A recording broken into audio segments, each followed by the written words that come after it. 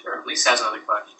I'm very interested in knowing, like, when you got started, what advice would you give someone, like, to really enhance their knowledge? Where would you start? Where would you go? What would you do? How did you do it?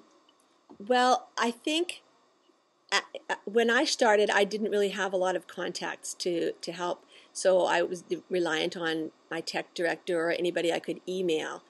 But now the whole socialness of the online experience is just like it's blown wide open with Facebook and Twitter and stuff like that. Now, if I have a question, I generally post it on Twitter, and I have a network of a few hundred people who are interested in educational technology like me, that usually there's somebody there that knows the answer to my question, and I use it too for, like, people will post things that I think, wow, I can use that in my classroom tomorrow. So I think that's important. There's like things called Ning that I belong to that are also another way that you can find things out. There's just so many tools now that I think it's really important for teachers to be connected, just because that is the best PLC that I have is the online network. They're always there 24 hours a day. There's somebody online who could probably answer my question. Those Australians, they're awake in the night. Yeah, they're busy, aren't they? Yeah, and that was, I guess I asked that question last class, and I was going to ask it again this class because I really appreciated your answer, was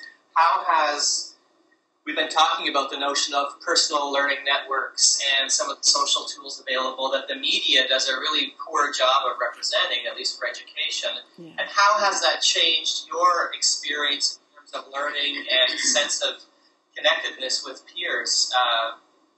What's the difference between that and just the peers in your school? Well, firstly, not all the peers in my school are interested in using technology, and so there is a gap there.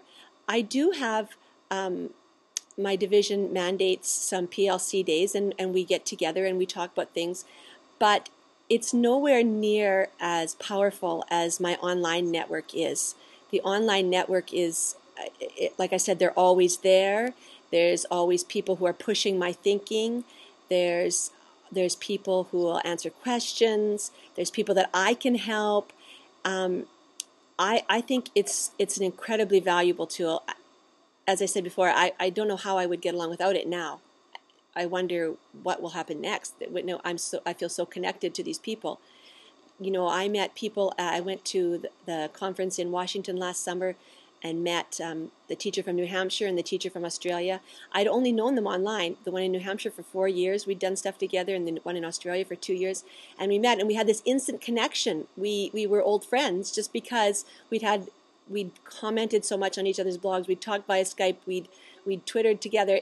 All these connections that we had, we really knew each other, and there was no awkwardness. We just started right out from where we left off in the last thing we'd done together. I love a quote, I forget who said that, but all these tools have allowed you to meet people's brains long before you meet them physically. That's right. So true. Exactly.